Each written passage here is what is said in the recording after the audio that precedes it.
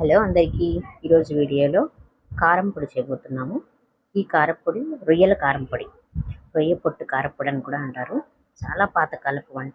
వేడి వేడి అన్నంలోకి తింటే చాలా బాగుంటుంది. తప్పకుండా మీరు కూడా ట్రై చేయండి. రొయ్య పొట్టును తీసుకొని ఒక గంట సేపు ఎండలో బాగా ఎండబెట్టాను నేను. దీంట్లో ఏమైనా డస్ట్ అలాంటివి ఏమైనా ఉంటే మొత్తం నీట్గా తీసేసి క్లీన్ చేసుకొని ఒక గంట సేపు ఎండలో ఎండబెట్టుకోండి.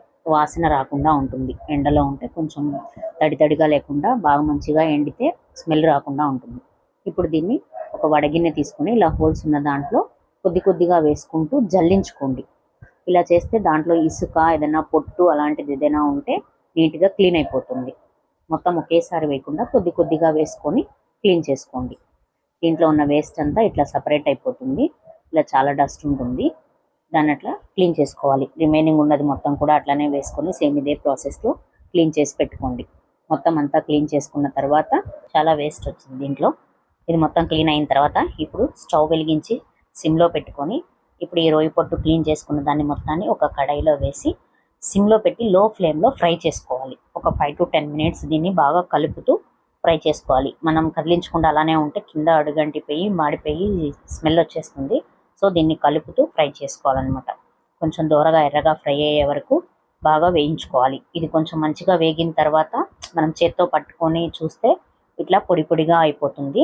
అలా పొడిగా అయ్యేంత వరకు దీన్ని డ్రైగా ఫ్రై చేసుకోవాలి. ఆయిల్ అలాంటిది ఏమీ యాడ్ చేయకూడదు. ఇప్పుడు ఫ్రై అయింది కదా, దీన్ని స్టవ్ ఆఫ్ చేసి కొంచెం సేపు చల్లారనిద్దాం.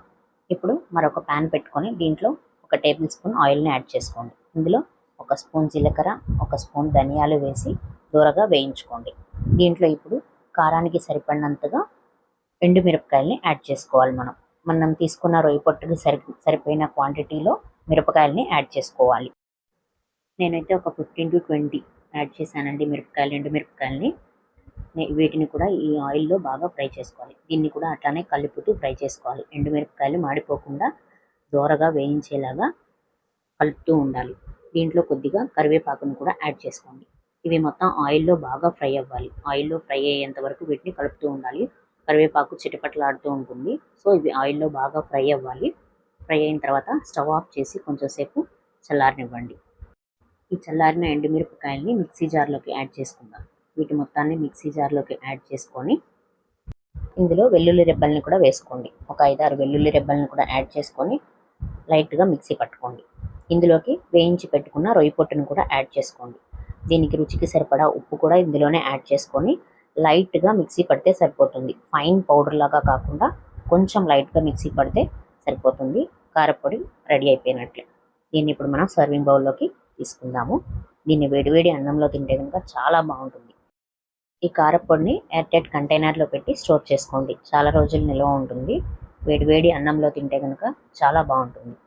ఈ రెసిపీని తప్పకుండా మీరు కూడా ట్రై చేయండి. మీకు నచ్చినట్టయితే వీడియోని లైక్ చేయండి, షేర్ చేయండి, మన ఛానల్ని సబ్స్క్రైబ్ చేసుకోండి. మరిన్ని మంచి వీడియోస్ కోసం పక్కనే ఉన్న బెల్ ఐకాన్ని ప్రెస్ చేయండి. Thank you.